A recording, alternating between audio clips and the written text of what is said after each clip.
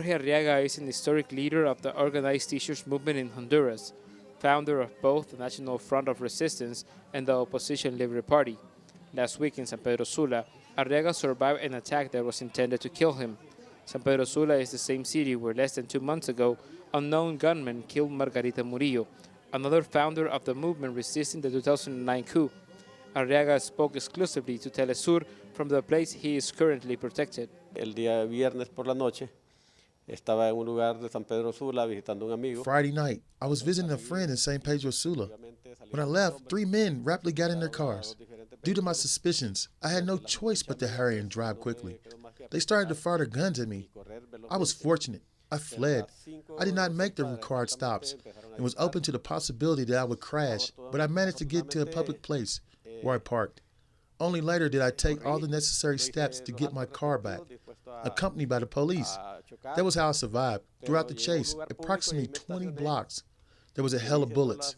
I was saved because I arrived at the public place. The surprising thing was the next day, the news and the police told me that in the very same spot where I parked my car, there had been 2 people killed. That makes it clear that the plan was to assassinate me.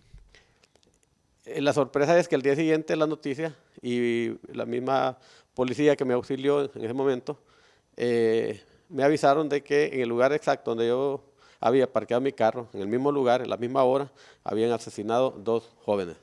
Entonces eso da a entender que la idea era asesinarme. Jorge is also the father of Deputy Scherly Arriaga, who is the sub-chief of Libre Party's representation in Congress.